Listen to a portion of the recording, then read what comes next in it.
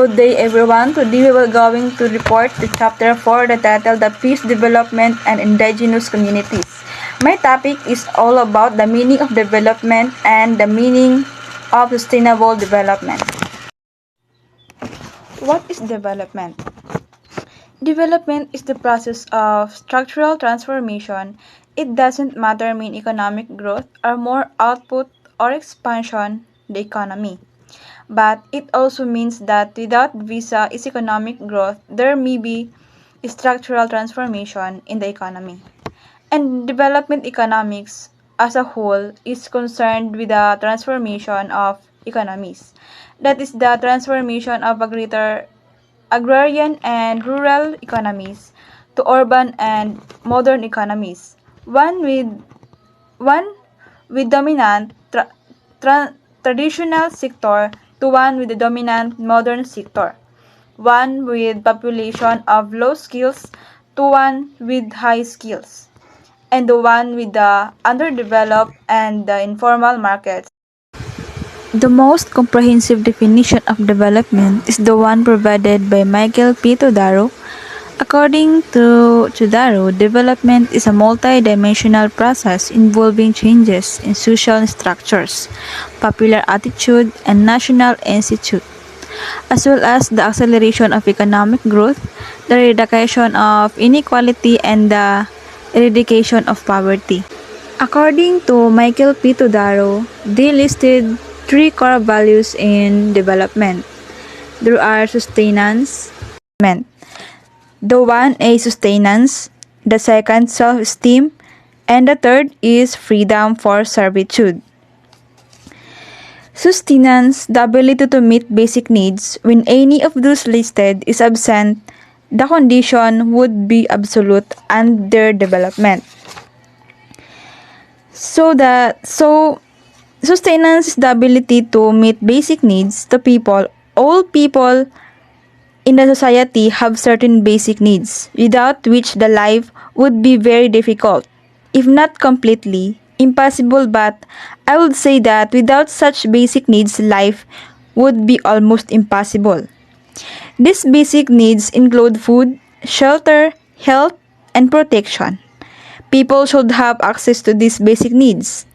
If people are not able to meet basic needs, if they don't have access to the food, shelter, and protection, and then we cannot say that there is development in the economy. The second core values of the development is a self-esteem, and that is the self that is the sense of worth and self-respect to censor forth, and self-respect and feeling of not being marginalized are extremely important for individuals' well-being. All people and societies seek some form of self-esteem, and self-esteem is they need their identity, dignity, respect, honor, etc. The nature and form of self-esteem may vary from one culture to another, and from one time to another. Self-esteem may be based on material values. For example, high income or wealth may be equated with higher worthiness.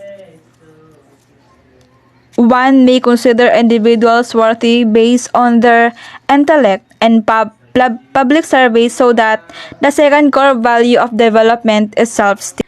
The third core values of development is a freedom from servitude. And freedom from servitude means to be able to choose. Human freedom, or the ability to choose, is very essential for the well-being of the individuals. It involves an expanded range of choices for societies, and those choices is for societies include economic and political spheres. Freedom also involves freedom from bondage and other exploitative economic and social and political relationships. In the year 1950 to 1960, development was referred to as an economic growth. Consequently, development theories were designated to activate an industrial production and trade of the West. From relying too much on agriculture, it has been said that no amount of money can develop an economy if it leaves out culture, because it's culture which will govern attitude and the way of thinking of the people who could be managing the proposed development strategies and programs. It also a multidimensional and multi-sectoral process involving social, economic, and political change aimed at improving people's lives. Development process use and manage natural resources to satisfy human needs and improve people's quality of life. It basically an economic concept that has positive connotation. It involves the application of certain economic and technical measures to utilize available resources to investigate and start economic growth and improve people's quality of life. We're going to discuss also the meaning of sustainable development. So as we discuss sustainable development, so we go ahead and define it. So sustainable development provides a mechanism through which society can interact with the environment.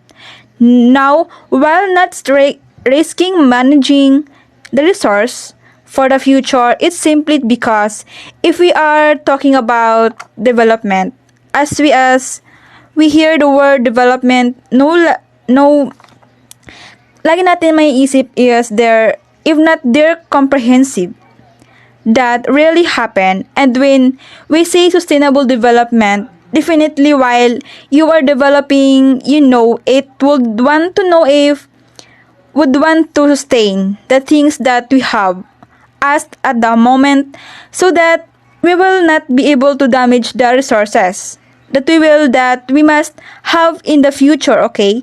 And also sustainable development is an effort of guaranteeing a balance among economic growth, individual integrity, and even your social being.